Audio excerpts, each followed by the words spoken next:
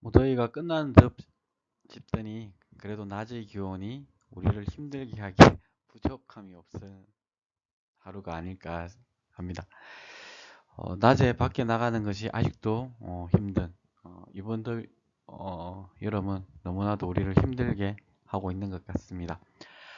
한절기 건강관리 잘 하시고 얼굴 뵙고 수업하지 못하는 아쉬움을 떨쳐버리고 주어지는 자료 그리고 내용들로 함께 멋진 결과물을 만들어냈으면 합니다. 사회복지 프로그램과 개발 그리고 평가에 대한 이야기들을 하나하나 하면서 그것이 뭐 교재에 주어지면 좋겠지만 그것보다는 지금 이번 주까지는 지금 책에 이전에 했던 책 내용들을 좀 변화시켜서 진행하고 있고요. 다음 주부터는 이제 지금 대표님한테 나눠드렸던 그 PDF 파일의 내용들을 설명드리는 이런 시간들을 가지고 또 다시 이론으로 넘어오고 이런 시간들을 병행해 나가도록 하겠습니다.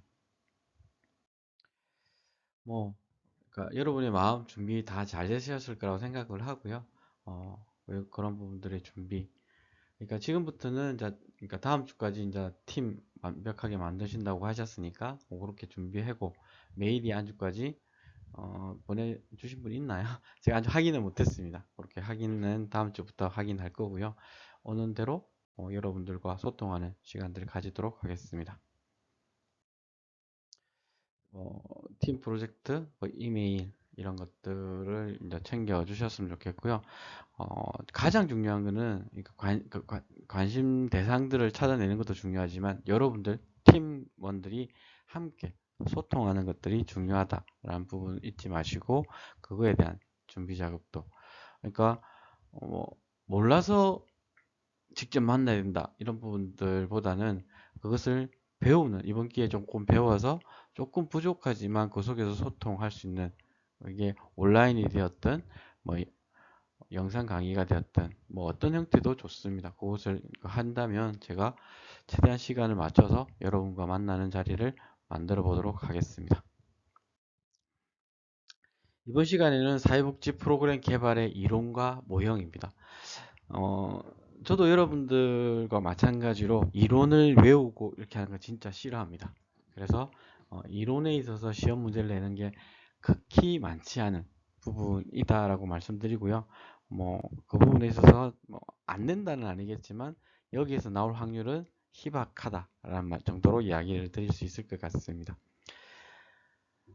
사회복지 프로그램의 개발은 체계적이며 논리적인 과정으로 클라이언트의 문제 또는 욕구의 확인, 그리고 프로그램의 기획 및 설계, 그리고 그 프로그램의 계획된 프로그램의 실행, 그리고 실행에 대한 평가라는 단계들을 거치게 된다라고 배웠습니다. 그리고 각 단계들은 유기적으로 연결되어 있고 그 연결된 부분에 있어서는 상호 보완적인 관계들을 가지고 계속 변화 발전한다라는 것까지 지난 시간에 공부를 했었고요. 기억나시나요? 이번 시간에는 그러니까 아까 얘기했던 사회복지 프로그램 개발의 개념 및 성격에 대해서 그리고 사회복지 프로그램 개발의 접근 방법과 의사결정 모형 그리고 사회복지 프로그램 개발의 이론적 모형 PI 모형 그리고 프로그램 개발 과정에 대한 이야기들을 함께 해보고자 합니다. 먼저 들어가 보면 사회복지 프로그램 개발의 개념입니다. 개념과 성격 부분에서 개념을 먼저 살펴보면 프로그램 개발은 새로운 프로그램을 만들거나 기존의 프로그램을 수정 또는 보완하여 또 효과적인 프로그램으로 개선시켜 나가는 노력의 과정이다 라고 이야기하는 거죠. 여러분들이 이제 여행을 간다라고 해서 가족 여행을 정기적으로 가시는 분들이 계시지 않나요? 그런 부분이 있다면 매년 똑같은 코스를 가지는 않을 거잖아요. 코스가 변경되기도 하고 안에 교통편이 변경되기도 하고 그리고 그 안에 있는 내용 힐링이 될 수도 있고 관광이 될 수도 있고 체험이 될 수 있고 이런 내용들이 변화 그러니까 그 부분이 왜 어떻게 변화 전년도에 아니면 앞으로 이전에 했던 것들에 대한 평가를 통해서 새로운 방식에 대한 고민들을 하게 된다는 부분이다. 프로그램 개발은 보편주의 원칙에 따라서 개인, 가족 및 지역 사회 내에 존재하는 다양한 문제를 해결하기 위한 노력으로 프로그램의 기획, 실행, 평가라는 부분에 있어서 활동의 순서를 규정하고 진행하는 일련의 과정들로 구성된다라고 이야기할 수 있습니다. 이어서 사회복지 프로그램 개발의 성격입니다. 사회복지 프로그램 개발은 프로그램의 기획, 설계, 평가, 환류를 포함하고 이런 복잡한 절차들을 통해서 새로운 목표점들을 만들고 변화를 이끌어내는 부분이라고 이야기하고 있고요. 특히 최근에 이제 현장, 그러니까 뭐 지역 아동센터 현장일 수도 있고 사회복지 현장일 수도 있고 모든 복지를 운영하는 공간에서는 환류에 대한 이야기들이 많이 나와서 저희들을 힘들게 했던 부분이 있습니다. 그러니까 한류가 뭘까? 이 부분은 나중에 한번 다시 따로 설명을 드리고요. 사회복지 프로그램 개발 성격에 대해서 정리해보면 크게 5가지로 정리가 됩니다. 첫 번째는 프로그램 개발이란 사회복지 조직이 지역사회 욕구나 문제에 적극적으로 처하기 위한 대응 기제로 변화를 창출하기 위한 전략이라고 할 수 있습니다. 두 번째는 사회복지 분야의 프로그램 개발은 개인 참여자의 변화뿐만이 아니라 참여자 집단의 행동 변화, 더 나아가서 지역사회 발전을 지향한다는 부분을 강조하고 있습니다. 그러니까 참여자의 변화는 반드시 일어나야죠. 그게 긍정적일 수도 있고 부정적일 수도 있습니다. 긍정적으로 변하면 좋겠죠. 근데 프로그램을 진행했는데 부정적인 결과들이 나올 수도 있는 거죠. 그렇다고 해서 그게 두려워서 진행하지 못한다라고 하면 안 되는 거예요. 근데 또 하나 조심해야 되는 거는 일부러 실패하게 만드는 건 또 안 된다는 거죠. 그리고 그 더 나아가서 참여자 집단, 그 속에서 활동하는 사회복지사, 주변 인물, 그리고 가족들도 함께 변화에 대한 이야기들을 해야 되는 거고, 지역사회가 그걸 통해서 지역사회 전체가 성장을 할 수 있는 내용들로 채워지면 좋겠다라는 부분이고요. 세 번째는 프로그램 개발은 계속되는 의사결정의 과정이다 라는 부분들을 놓칠 수가 없는데요. 그러니까 가장 핵심적인 결정을 하는 사람이 누굴까요? 클라이언트, 소비자라고 할 수 있는 이용자, 이렇게 대변하는 변화의 주체가 되는 사람입니다. 프로그램이 시작 전까지는 사회복지사가 다양한 형태의 고민을 하고 그 고민을 속에서 진행할 때까지는 사회복지사의 역할이죠. 근데 그 이후에 시작하려고 하는 부분에 있어서는 참여자의 고민들, 결정권이 중요하다. 그리고 참여자와 사회복지사, 그리고 지역사회가 함께 소통을 하면서 가장 긍정적인 답을 찾아가는 과정이다라고 말씀드릴 수 있습니다. 그리고 네 번째는 프로그램 개발은 참여자들의 욕구를 확인하고 사정하며 분석하기 위해 사회복지 조직과 지역사회 및 그 대표들의 자발적인 참여하는 협력적인 노력이다. 이 부분에 있어서는 왜 우리 기관이 중심이 되지 않나 라고 이야기할 수도 있는 거고, 그러니까 누가 중심이 되어야 된다고 생각하실까요? 이 부분은 한번 여러분이 고민을 해볼 필요가 있다고 생각하는데, 중심에는 클라이언트가 계셔야 되는 거죠. 예전에는 그렇지 않은 경우도 있었어요. 주는 대로, 프로그램이 제공되는 대로 따라와야 되는 부분이 있었다면, 지금은 클라이언트가 NO! 이렇게 하면 더 이상 진행할 수 없는, 클라이언트의 의사결정이 그만큼 중요한 부분이 되는 거죠. 그래서 참여자의 욕구가 무엇이고 그 욕구에 있어서 변화의 내용들을 공감하고 동의해야 된다는 부분입니다. 엄청나게 좋은 프로그램이라 하더라도 참여자가 싫다고 했을 때 진행할 수 있는 방법은 더 없습니다. 다른 지역에서 성공했다고 해서 우리 지역이 성공할 수 있다. 다른 지역에 실패했다고 해서 우리 지역이 실패한다. 이거는 연결고리가 너무나 약하다라고 할 수 있는 거죠. 왜? 클라이언트가 다르고 그걸 시행하는 사회복지사, 전문가들이 다르기 때문입니다. 마지막으로 5번째, 프로그램 개발은 조직 내외의 여러 사람들이 복잡한 절차에 공동으로 참여하는 집단적으로 이루어지는 하나의 체계이다. 그러니까 누구 하나가 그것을 잘한다 못한다로 결정나는 부분이 아니라 함께 그 전체를 이끌어가는 부분들이 필요하다라고 말씀드릴 수 있을 것 같습니다. 이어서 그러니까 사회복지 프로그램 개발 접근 방법과 의사결정을 하는 모형입니다. 아까 의사결정이 뭐 의사결정 과정이다라고 했고, 그럼 이 의사결정을 어떻게 하느냐에 대한 모형을 제시하고 있는데요. 프로그램 개발 과정의 본질적 특성을 기획과 의사결정 과정으로 보고 프로그램의 개발자가 수행하는 활동의 강조점에 따라서 합리 모형, 점정 모형, 혼합 모형, 쓰레기통 모형 크게 네 가지로 나누어서 진행할 수 있습니다. 첫 번째 합리 모형을 한번 살펴보면 합리 모형은 의사결정을 할 때 고도의 합리성을 강조하는 규범적, 이상적 접근 방법이라고 할 수 있습니다. 프로그램 개발과 기획 과정은 사회 문제나 표적 집단의 욕구나 관련된 사실, 이론, 가설 등의 분석 등을 통해 기초가 되는 문제를 진단하고 행동에 이르게 하는 전 과정이 체계적이고 논리적인 순서에 따라 이루어지는 것이라고 가정을 하고 있습니다. 프로그램의 개발에서 기술적인 측면이 강조되고 프로그램 개발자는 전문 기술자의 역할을 수행해야 된다고 강조하고 있기도 합니다.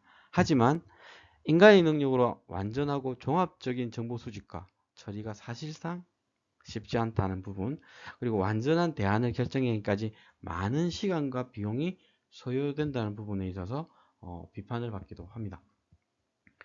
그러니까 가장 그러니까 최선의 선택이 돼야 되는 거죠. 최고의 선택이 아니라 사회복지 프로그램은 여기 비판하는 사람들은 최선의 선택을 통해서 최고의 효과를 내도록 하는 부분이 필요하다라는 부분을 강조하고 있습니다. 이어서 점정 모형을 살펴보면 점정 모형에서는 조직의 의사결정은 항상 합리적인 방법으로 이루어지는 것이 아니라고 반박하고 있습니다. 현실을 인정하고 약간 향상된 대안을 선택하는 것이 일반적이고 그리고 프로그램의 개발은 체계적인 자료 수집과 분석보다는 기존 프로그램에서 약간 향상되는 차원에서 약간의 변형을 주거나 수정한 형태로 나타난 것이 대부분이다 라고 강조하고 주장하고 있습니다. 여러분은 합리 모형과 정정 모형에서 어떤 모델이 와닿는지 라는 부분에 고민들을 던져드릴 수 있을 것 같은데요. 그러니까 조금, 그러니까 J 성향을 가지신 분은 합리 모형이 더 와닿을 수 있는 거고요. 점정 모형 같은 경우는 이제 P 같은 경우는 왜 거의 쉽거든요.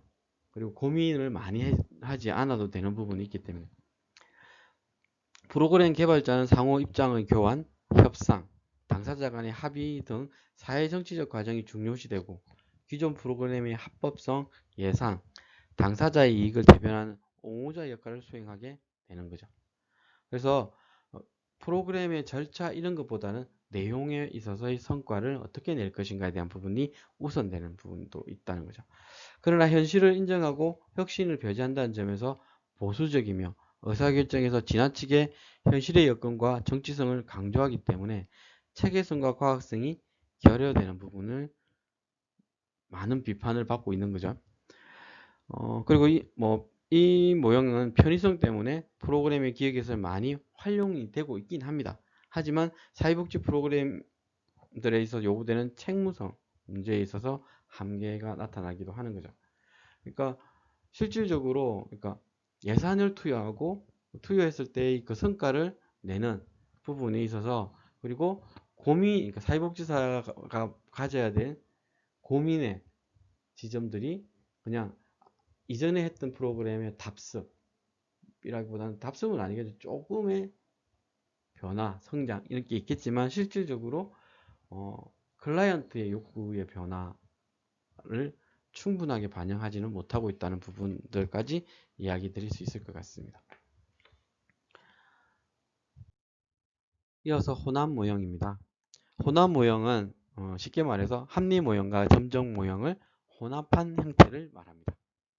장기적인 프로그램이나 핵심 사업의 경우 합리 모형에 따라 문제의 원인이 분석과 대안 모색이 합리적, 과학적으로 이루어질 필요가 있습니다. 단기적이거나 세부 단위 사업 또는 기존 프로그램의 문제점을 해결하는 방향으로 프로그램을 개발하는 경우에 점정 모형에 따라 기존 세력과 당사자 간의 협상과 합의가 이루어질 수 있도록 한다는 것이고, 합리 모형의 비현실적인 합리성을 감소시키기는 동시에 점정 모형이 가지고 있는 보수성을 극복하여 융통성 있게 접근하는 것이다. 근데 실질적으로 현장에 가보면 이게 쉽지 않다는 거죠. 혼합 모형은 합리 모형이 추구하는 이상적인 합리성을 약간 중화시키는 동시에 점정 모형이 갖는 보수성을 극복한다는 점에서 장점이라고는 할 수 있습니다. 그러나 장단기 사업과 핵심 또는 주요 사업에 대한 조직 구성원의 동의 또는 합의가 없는 한 이러한 의사결정도 문제가 될 수 있다는 점이 지적받고 있고, 단지 기존 모형을 설충한 것에 지나지 않는다는 비판을 받고 있다라고 말씀드릴 수 있을 것 같습니다. 마지막으로 쓰레기통 모형입니다. 이름만 봤을 때 어때요? 좀 임팩트가 있죠. 그러니까 한번 설명을 들어보면, 쓰레기통 모형은 혼란스럽고 복잡한 상황 하에서 조직의 의사결정 과정을 비판적으로 설명하고 있고, 각종 쓰레기가 한 통 속에 들어가며 모아지듯이 네 가지 독립적인 투입물인 문제, 해결책, 참가자, 선택기회 등이 하나의 의사결정 과정에서 라는 통 속에 들어가서 투입물 간의 합리적인 연계 없이 특수한 혼합에 의해 의사결정이 이루어져요. 그러니까 예측이 안 되는 부분이 생기는 거죠. 이런 것들. 즉 의사결정은 결국 네 가지 투입물이 한꺼번에 교차하는 곳에서 이루어지게 되는. 그러니까 어떠한 결과물이 나올지 예측이 안 되기 때문에 복불복이다라는 부분도 이야기할 수 있는 거죠. 다시 말해보면 현실적으로 기관의 여건과 복잡하고 다양한 상황을 잘 설명해주고 있지만 실제로 의사결정의 결과가 바람직한 프로그램으로 개편되기보다는 의사결정이 자주 바뀌어 궁극적으로는 함량 미달의 프로그램이 지속되거나 약간의 변형된 형태로 나타난다는 점에서 비판을 받고 있습니다. 이 부분은 뭐냐면, 그러니까 기본적으로 합리적인 선택을 할 것이라는 전제하에 이제 진행을 하는데 그렇지 않다는 거죠. 주어진 상황에서 가장 내가 편한 선택을 할 가능성이 많다라는 부분을 이제 이야기하고 있는 거고요. 지금까지 이야기 드렸던 그러니까 합리 모형, 점정 모형, 그리고 혼합 모형, 쓰레기통 모형이라는 부분에 있어서 의사결정을 하는 과정인 거죠. 여러분은 어떤 과정을 통해서 의사결정을 하시나요? 여러분이 이번 여름 무더위에 그러니까 성능이 떨어지는 에어컨을 가지고 계셨어요. 그래서 전기요금이 많이 나는 상황에서 어떤 선택을 하셨나요? 전기요금이 많이 나와서 에어컨을 안 틀고 짧은 시간 틀고 무더위를 견뎠던 분도 계실 거고요. 또 반대로 에어컨을 그러니까 돈이 많이 나오지만 그 에어컨을 그냥 사용해서 요금 폭탄을 맞으신 분도 계실 수 있고요. 반대로 가감히 새로운 에어컨을 사서 에너지 저감 1등급 상품을 사서 그러니까 이번 여름을 시원하게 보내신 분도 계실 거고, 그러니까 교환하신 분 중에서도 그러니까 풀로 틀고 사신 분도 계시겠지만 그것도 이제 아껴야 된다. 이렇게 또 지출이 많았기 때문에 아껴야 된다라고 해서 그러니까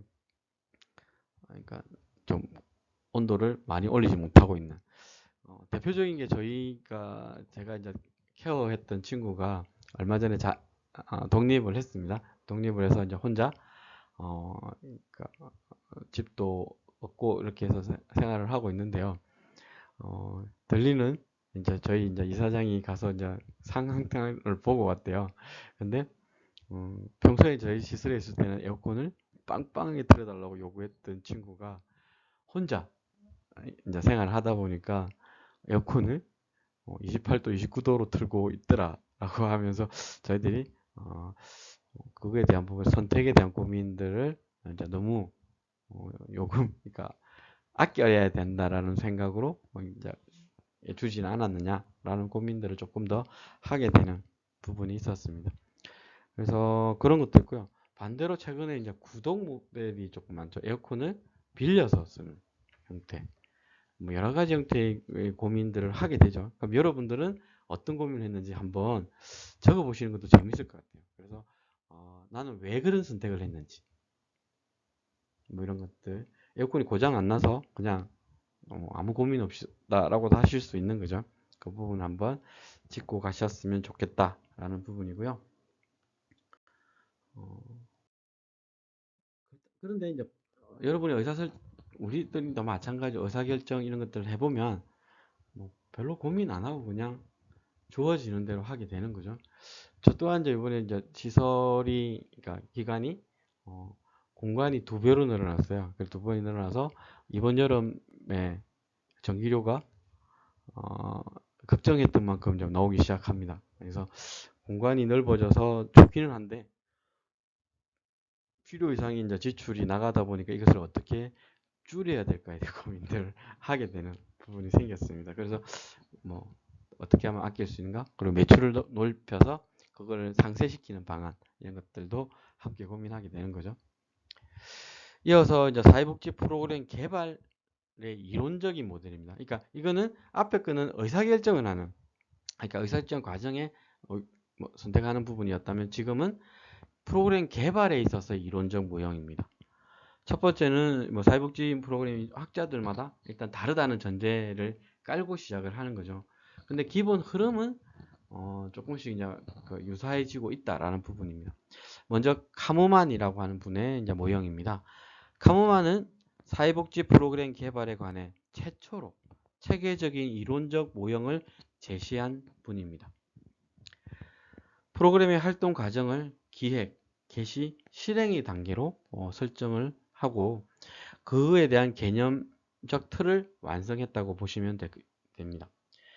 최초의 이론 모형과 단계를 제시하였고 실증적 조사와 연구에 기초하고 있지만 단계별 가압이 모호하고 구체적 절차와 방법의 부재로 실용성 차원에서는 한계가 있다.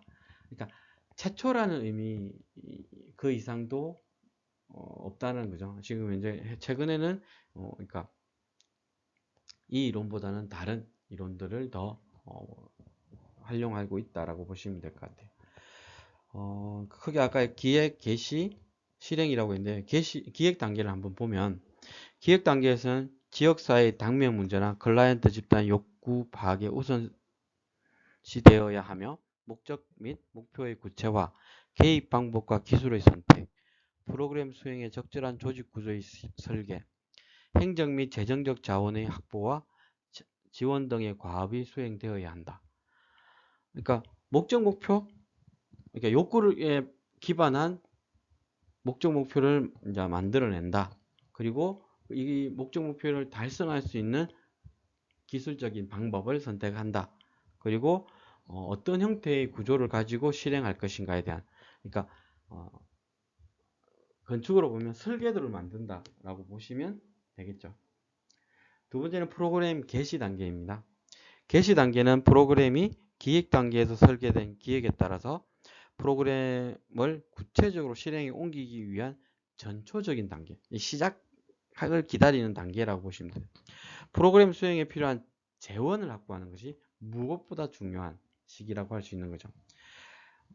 이때는 이제 재원을 확보해야 되는 거, 그리고 기획 단계에 대한, 그러니까 뭐랄까, 의사결정 구조를 가지고 있는 뭐 과장, 국장, 관장으로 이루어지는 이 사람들의 인준, 동의가 있어야 되는 부분도 있는 거죠. 그리고 사회복지기관과 조직 내 집단이 새로운 프로그램을 수행하기로 결정했을 경우에 프로그램이 시작합니다. 그러니까 다양한 형태의 부분에서 결정을 할 수, 딱 진짜 재원이 들어와서 할 수 있는 시기가 됐을 때, 아니면 관장이 오케이 했을 때, 그리고 새로운 프로그램을 수행하기 위해서 이제 대상자들이 그것을 요구할 때라는 부분이 있을 수 있습니다. 그리고 프로그램 실행 단계인데 마지막으로 프로그램의 기획에 따라 프로그램을 구체적으로 실행에 옮기는 실제적인 단계로 사회복지 프로그램 개발에 관한 경험적 조사 연구의 결과를 토대로 해서 프로그램이 구조화되어 지속적으로 서비스가 산출되고 저 계획된 서비스가 서비스 이용자 집단에게 제공되면 종결되는. 이 프로에서 최초에 대한 의미도 있고 그 의미에 있지만 가장 큰 부분은 그 프로그램이 그냥 시작한 것으로 끝난다는 거죠. 그러니까 이 프로그램의 결과를 뭐 예측하지도 않고 그 결과에 대한 고민도 없는 거죠. 그냥 같이 그 문제에 대한 뭐라고 해야 되냐면 그러니까 시도라는 부분으로 끝나는 부분이다라고 말씀드릴 수 있을 것 같습니다.